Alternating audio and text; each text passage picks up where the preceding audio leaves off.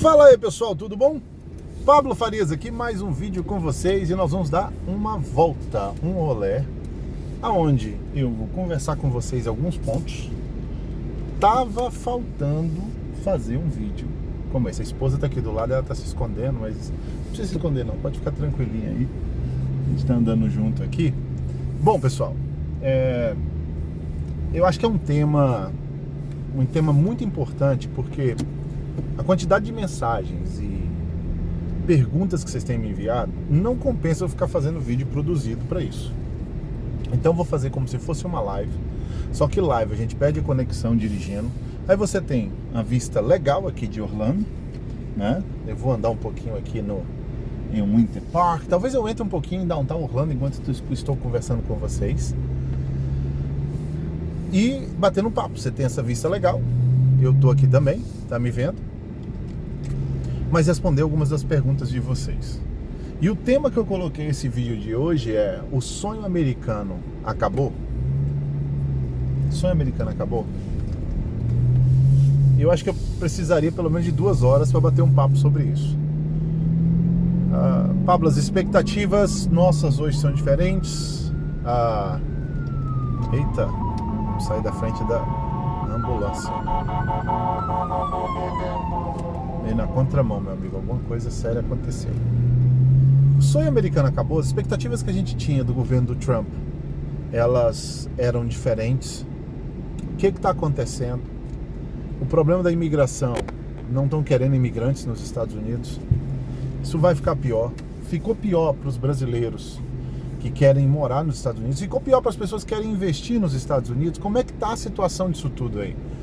Então acho que nada como um vídeo como esse, conversando, andando, dirigindo de forma espontânea, sem corte, sem produção, só para falar com vocês sobre esse assunto.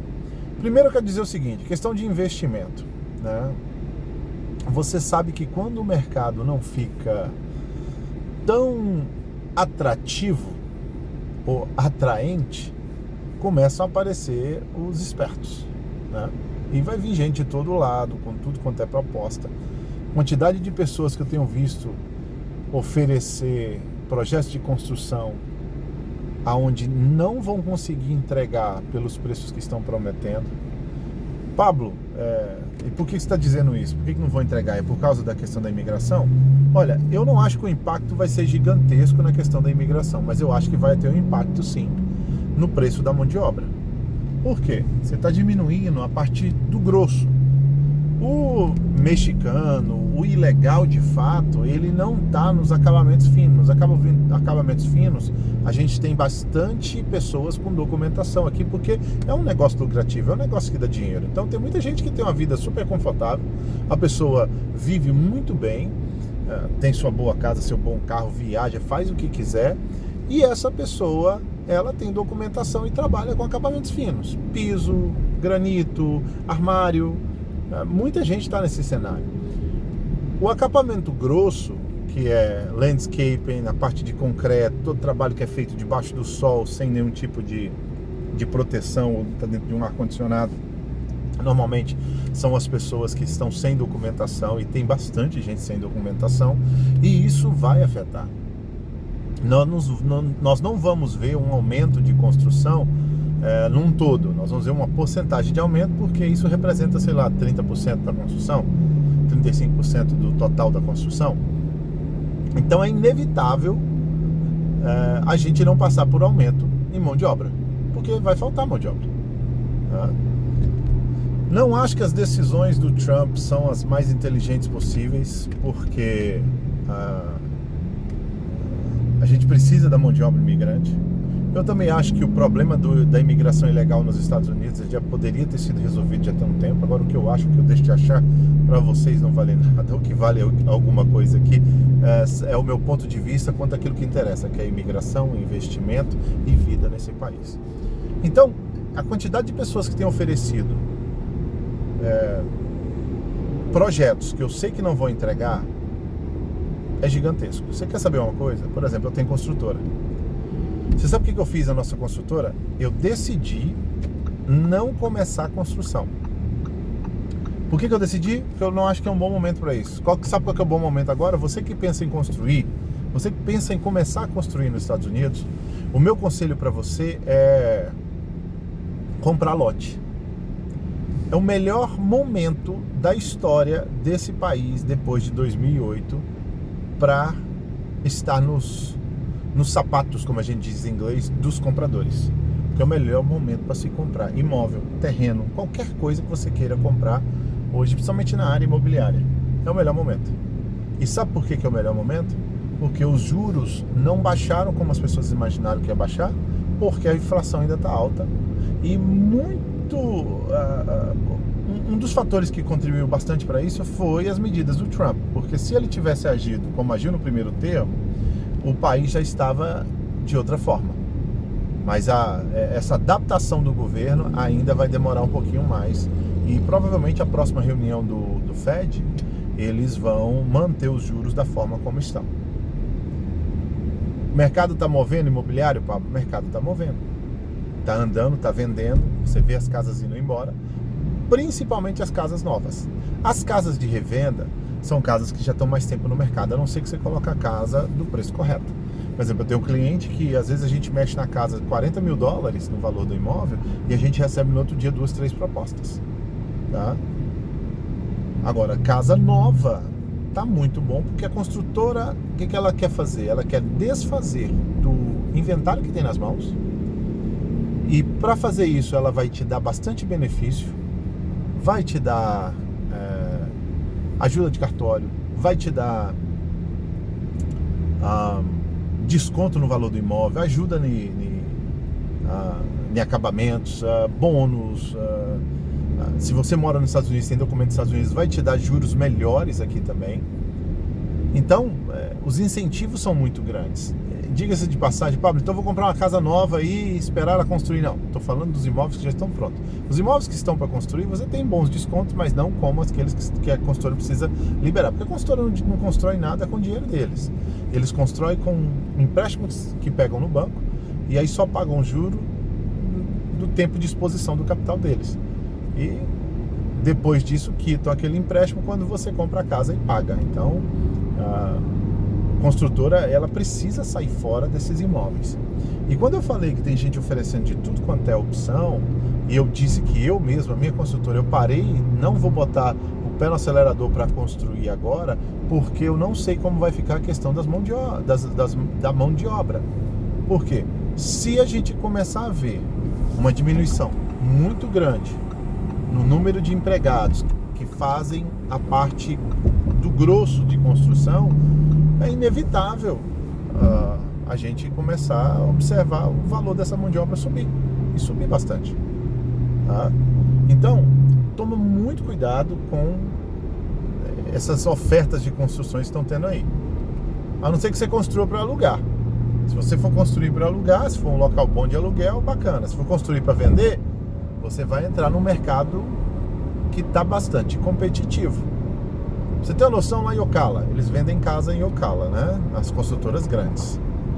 A construtora grande tem casa lá em Ocala, e as casas de Ocala são em torno de 300 a 350 mil dólares das construtoras grandes.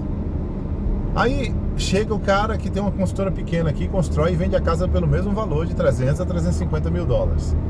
O cara aqui que está vendendo, a margem dele é pequena, porque ele pagou o terreno, ele pagou um cara para poder oferecer para ele um negócio onde ele ganhar um bom dinheiro de retorno quando construir e vender para o consumidor final, só que ele não tem tanta margem, porque ele não quer baixar o lucro dele.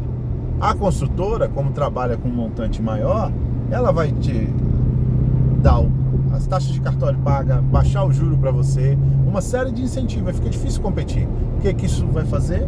Aumentar o tempo de venda desses imóveis. E aí, tempo de venda desses imóveis é você que está com o imóvel parado, que não vende, estava esperando lucro, não conseguiu entregar dentro do prazo, não conseguiu vender pelo valor que imaginava que teria que vender. Por quê? Porque o tempo que era para ter um retorno em 8 meses, já passa 1 ano e meio, já passa 2 anos, a liquidez está ruim. para imóveis de revenda e construtoras menores. As construtoras grandes estão dando bastante incentivo, por isso que eu falo que é uma boa época para o comprador. Aí, quem construiu começa a ter que queimar os seus imóveis com o menor lucro possível só para receber o seu dinheiro de volta. Então você toma bastante cuidado com isso. Eu botei o pé no freio exatamente por esse motivo. Eu quero que comece a estabilizar, principalmente a questão de mão de obra.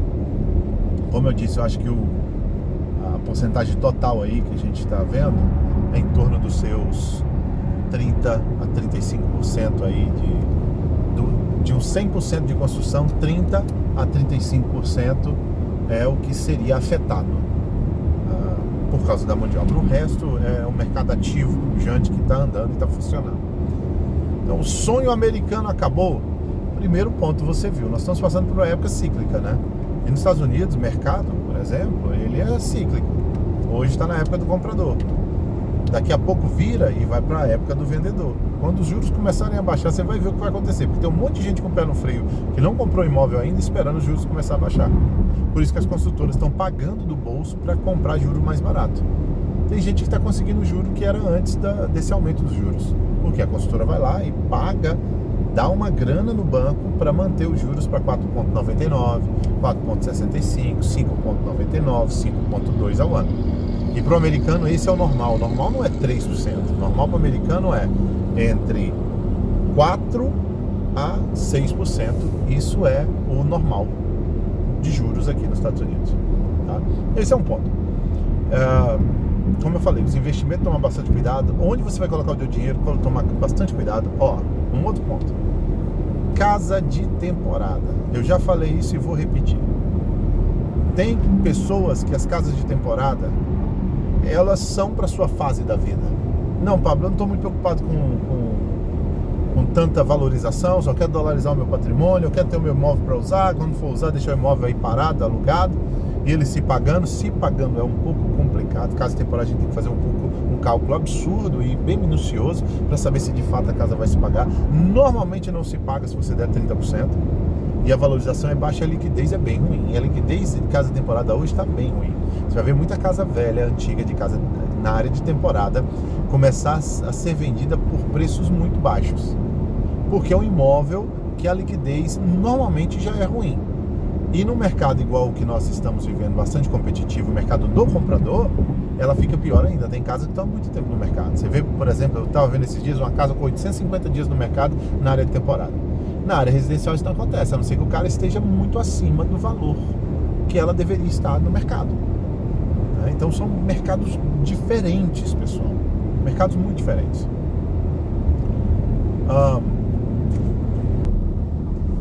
Então, se você pensar em ter casa de temporada, talvez seja uma boa hora de comprar casa de temporada. Essas casas estão muito tempo no mercado. Casa demorando esse tanto de tempo, você vai conseguir comprar com um preço baixo. Ou se você tem grana, em vez de depender de financiamento, você pode começar a oferecer nesses imóveis que estão há muito tempo no mercado um valor bem abaixo do preço do mercado.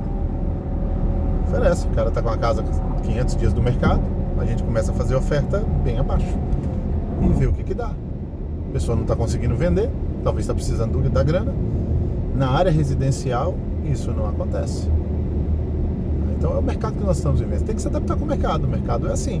Se o mercado estivesse bom para o vendedor, para você que pensa em dolarizar parte do seu patrimônio, que diga-se de passagem, você já deveria ter feito, eu acho que é a hora para você começar a dolarizar o teu patrimônio.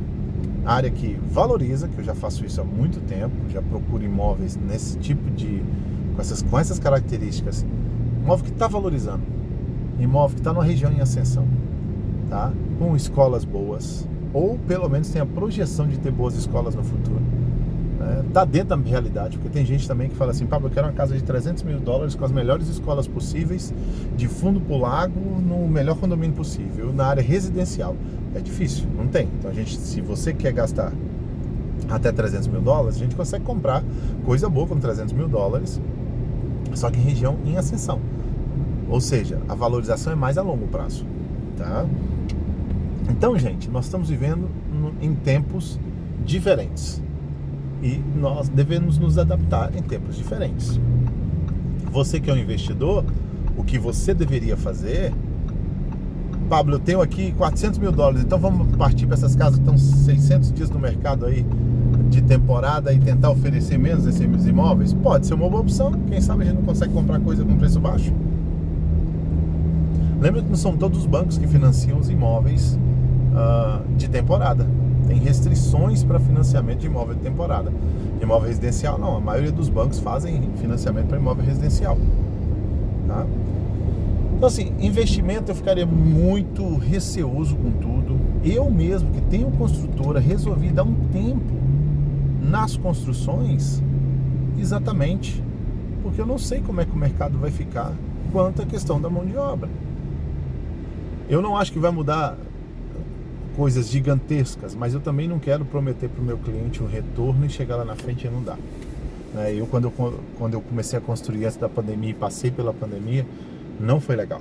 Não foi legal porque eu tinha um mínimo a entregar de lucro para os meus clientes. Todos eles receberam o lucro mínimo que foi prometido para eles, mas eu tive que cortar na carne para fazer isso, porque madeira subiu 400% naquela época. Concreto subiu absurdo, ferro subiu absurdo na época da pandemia. E eu passei essa época construindo. Só que graças a Deus a gente conseguiu honrar o retorno que foi conversado com todos os nossos investidores. A gente tinha um retorno mínimo ali, que a gente tinha uma projeção, e a gente conseguiu honrar todos. Mas eu não quero passar por esse sufoco, né? Quando eu passei. Então por isso que quer construir? Deixa o dinheiro preparado, nós vamos começar a construir. O que nós vamos fazer agora? Vamos comprar terreno. Vamos procurar terreno com bom preço, vamos fazer oferta, e a hora de comprar é agora. Compra o terreno, deixa o terreninho quieto lá. Quando eu achar por bem já começar a colocar tijolo no chão, a gente coloca tijolo no chão, não tem problema, né? Agora, pelo amor de Deus, tome cuidado com essas promessas mirabolantes que vocês têm visto por aí, né? Esse é o ponto. Outro ponto, pessoal, imigração. Pablo, agora ficou impossível do brasileiro ir. Não, gente, não ficou impossível. A maioria dos vistos, eu vou te dizer que 98% dos vistos que estavam disponíveis antes da administração do Trump estão disponíveis agora.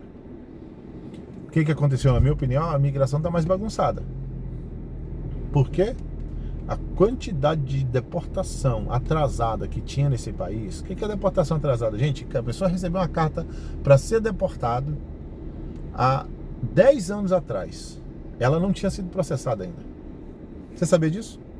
Teve gente que recebeu carta de deportação há 10 anos atrás e até hoje isso não tinha sido processado. E aí virou prioridade na mão do Trump, principalmente quem tinha algum tipo de recorde criminal. Gente, recorde criminal aqui pode ser tudo. Deixa eu te dar uma noção, se você dirige moto aqui nos Estados Unidos e não tem carteira de moto, dirige moto e não tem carteira de moto, aqui é considerado, um crime, tá? Então, na lei americana é um felony, dirigir uma moto sem ter a carteira de moto. E aí você, às vezes não foi mais na corte, tinha que aparecer na corte, vira outro crime, e aí vai somando, né? Aí eles marcam a segunda aparição na corte, depois de você ter faltado a primeira, pum, outro crime.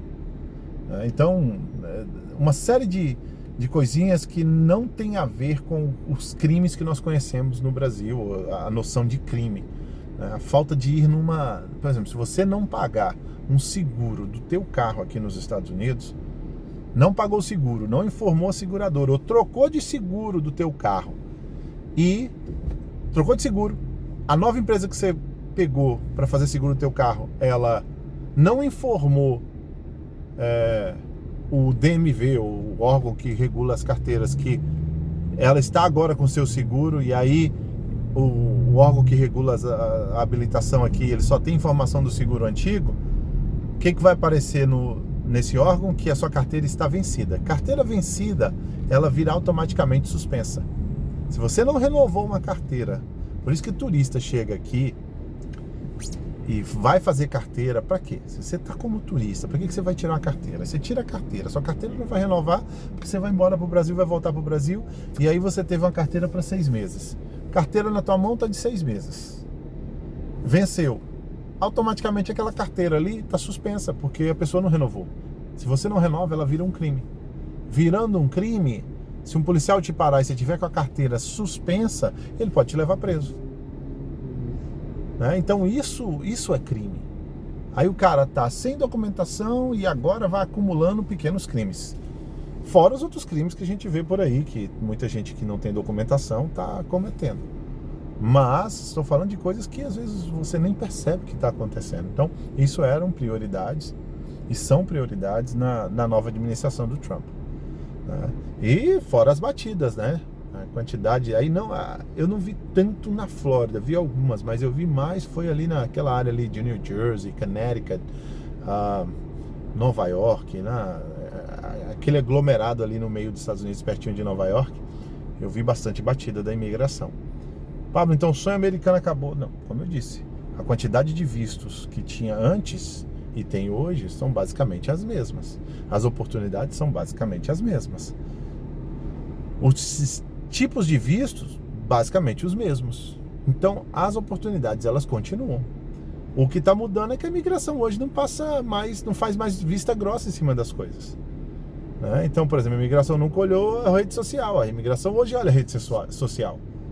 Né? Eu tive uma pessoa aí que infelizmente ela foi deportada porque ela vinha para os Estados Unidos, fazia uns trabalhos quando vinha como turista. Muita gente vinha como turista, fazia o trabalho. Só que ao invés da pessoa ficar tranquila, quieta na dela, foi postar em rede social fazendo trabalho ou fazendo propaganda do trabalho que fazia, sem ter status para trabalhar. E aí a imigração, na hora da entrada do Brasil para os Estados Unidos, viu essa postagem na rede social e dali mesmo a pessoa foi deportada. É uma frustração, mas também, né, é um plantio que felizmente vai dar uma colheita. E o sonho americano não acabou de forma nenhuma. O sonho americano continua do mesmo jeito. Para nós que somos brasileiros, viver com isso aqui, ó, paz, poder dirigir, rua limpa, acessibilidade, segurança, isso é um sonho para nós que somos brasileiros, onde as coisas funcionam. Por mais simples que seja o bairro aqui, você tem uma qualidade de vida absurda, né? A sociedade, ela vive, quase que toda a sociedade ela vive com o mesmo estilo de vida, com o mesmo acesso, com as mesmas opções de vida. E isso, gente, isso é fantástico. Isso é maravilhoso. Você poder estar num condomínio onde o executivo e a dona de empresa de limpeza moram no mesmo condomínio, usam o mesmo telefone, visitam os mesmos restaurantes, têm as mesmas oportunidades. E você pode chegar em casa a hora que for e não precisa ficar dando 3, 4, 5 voltas em volta do seu condomínio com medo de alguém botar uma arma na sua cabeça e tomar a sua carteira, seu relógio, te levar preso, te levar sequestrado.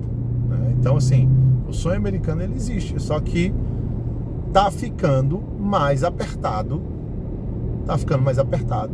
Porque agora a imigração tá checando mais as coisas. É o que fizeram com o visto de estudante, né? Viram que o visto de estudante tava o samba do crioulo doido. E aí olharam para o visto de estudante e falaram, vamos parar um pouco e reorganizar o visto de estudante, né? Então o sonho americano não acabou. Você só precisa se organizar de forma melhor agora e de fato aplicar para um visto existente. De fato, você ter, né, a capacidade e o perfil de quem vai aplicar o visto A, B ou C. Tem muita opção de visto, muita. Você tem visto para todas as profissões praticamente. Você tem visto religioso, você tem visto de habilidades especiais, você tem visto de estudante ainda, você tem vistos de parentesco, vistos de trabalho, visto de investidor. A quantidade de vistos que você tem é absurda. Eu falo sempre, né, por exemplo, visto de investidor. Aquele AB5 rural é fantástico. Quem pode aplicar, aplique, porque é um visto muito bom. Tem prioridade entre os vistos, é um visto fantástico, tá? Mas o sonho americano não acabou. E nem tampouco a liberdade, né? A pessoa que está ilegal aqui nos Estados Unidos, e está sem a carteira, por exemplo, aqui em Orlando, na Flórida, você, se não tiver em status, você não pode tirar a carteira de habilitação. E isso era antes do Trump, agora no Trump, vai ser depois do Trump, isso é uma lei da Flórida. Se a polícia te parar, a maioria das deportações que eu conheci foram de pessoas que foram paradas porque estava dirigindo sem habilitação. E quando isso acontece, normalmente eles chamam a imigração para deter a pessoa. Muitos conseguiram só marcar a corte, depois ir na corte e deixaram embora para casa só com uma advertência ou uma multa por estar dirigindo sem habilitação. Muitos conseguiram, e tem alguns que têm conseguido hoje também, mesmo com a polícia hoje tendo acesso ao recorde, se a pessoa ao recorde da imigração, né? Porque hoje o policial aqui, ele tem acesso às informações imigratórias do sistema de imigração, né? Do Homeland Security, com ele ali, ou um rádio, ou no próprio computador. Mas não mudou. Quem não tinha carteira continua no mesmo risco agora. Agora que estão apertando as deportações, ficou mais apavorante ainda, tá? Mas não é por isso que o sonho acabou. As pessoas estavam ilegal, a partir do momento que ficaram ilegal, elas sabiam exatamente os riscos que estavam correndo. Seja ficar ilegal porque algo aconteceu, né? Meus pais me trouxeram, não tive opção, ou você veio e sabia que não tinha condição de aplicar para outro visto e deixou teu status vencer. A partir daquele momento, você tomou aquela decisão que isso aconteceu, você sabia que estava sujeito a ser deportado porque já estava fora de status. O cara que chegou pelo México já sabia. Então nada mudou nesse aspecto. O que aconteceu foi que a imigração hoje está com mais poder, porque na época do presidente Biden eles não tinham voz para nada, a fronteira estava aberta. E aí, como tudo que o Trump faz é 880, né, ele foi para 80. Gente,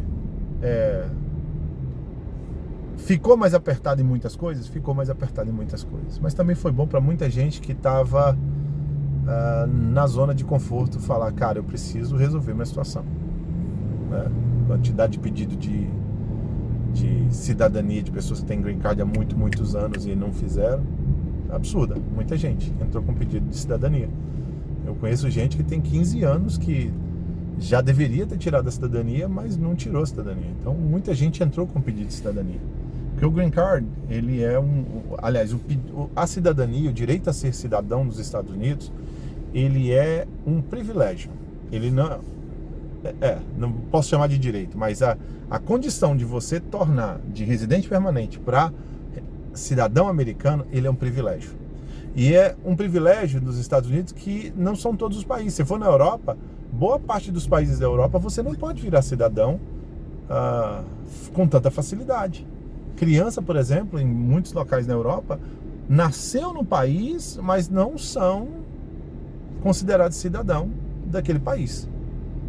Aqui nos Estados Unidos nasceu, automaticamente já é cidadão. Então muita coisa aqui ainda é muito melhor do que outros países. Tá mais apertado, assusta muita gente, é muito vídeo. A internet ela faz um serviço e um desserviço gigantesco para toda essa situação. Isso é fato. Tem gente que vive de desgraça. Então, cara, a alegria dele é postar uma desgraça, porque dá visualização. Eu posto um vídeo desse aqui para vocês, informativo, batendo papo, explicando como é que funcionam as coisas. Ele não vai dar tanta visualização se eu postasse um vídeo de desgraça. Ou mostrar um cara da imigração saindo correndo atrás de um mexicano aqui que não tem documento. Fez um vídeo, o mexicano saiu correndo, passou o cara da imigração aqui. Esse vídeo dá bilhões de visualização. Porque isso vende. E isso vende, começa a assustar as pessoas e começa a se criar teorias. E aí por aí vai, e o pânico está instalado no meio do pessoal, né? Então, pessoal, respondendo a perguntas de alguns, o sonho americano acabou? Não acabou. Talvez é oportunidade para você olhar para algo que não olhou ainda. Por exemplo, se a gente está perdendo muita gente nos trabalhos de construção, que são a parte mais grosso da construção, a quantidade de gente que eu vejo que tem documentação aí que está trabalhando no Uber, cara, você está trabalhando no Uber, você vai ganhar aí por dia, sei lá, $150 no Uber, trabalhando no dia, estou falando livre, $150, $200 livre no dia no Uber. Se você vai para a construção, monta o teu negócio e começa a prestar serviço para esse pessoal aí de trabalho pesado, vou te garantir que o teu retorno financeiro vai ser muito melhor. É mais duro o trabalho? É mais duro, mas vai ser melhor, principalmente pela falta de profissional que vai ter em algumas áreas, né?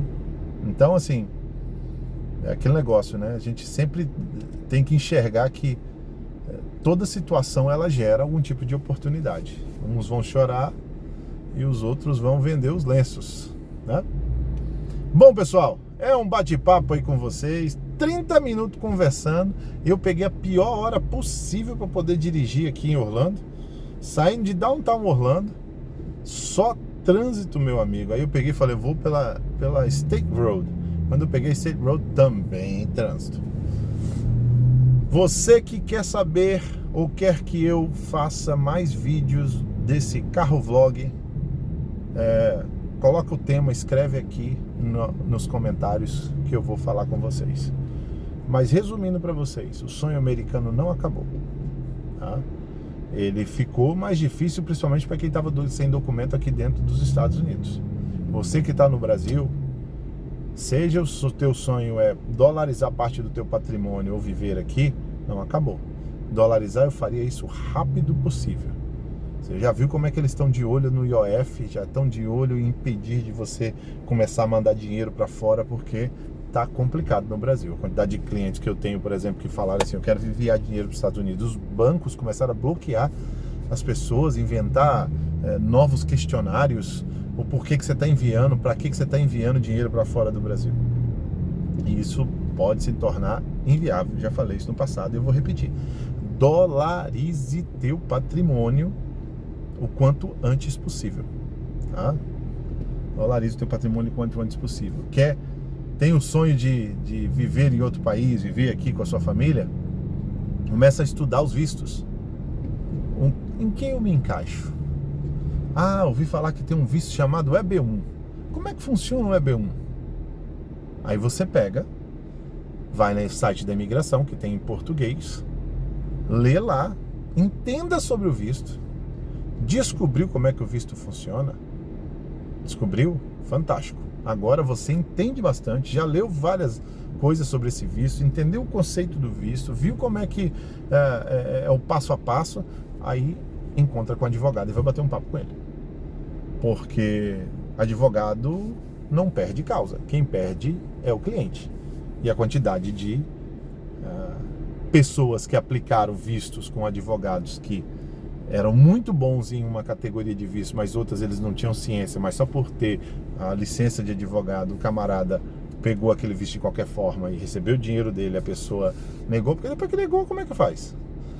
Cara, infelizmente, não deu, né? Como eu sei que nem toda a culpa do visto não ter sido aprovado é do advogado, pode ser sua também, porque tem muita gente que não deveria estar aplicando para um visto, sabe que não tem condições, mas mesmo assim quer insistir em aplicar para aquele visto. Como também tem pessoas que contrataram advogados ruins e esses advogados estragaram o sonho da família dessas pessoas. Então eu sei que essa via aí é para os dois lados, tá? E o sonho não acabou, oportunidades tem, é um país de empreendedorismo, é um país que é pujante, a economia anda. Olha aqui, nós estamos voltando agora, o pessoal voltando para casa. Aqui como é que tá o trânsito, esse é o horário de pico aqui, 6 horas da tarde. O pessoal trabalhou, segundão, todo mundo voltando para sua casa e o pau quebrando aqui. É oportunidade para todo lado, é venda, é compra, é movimento, é restaurante, é construção, é muita coisa, tá? E gente lenta no trânsito na minha frente também, que não tem ninguém na frente dele e ele não anda. Bom, Deus abençoe. curta o vídeo, se inscreva no canal. Espero que tenha servido esse bate-papo com vocês. E até a próxima. Beijão no coração. Tchau, tchau.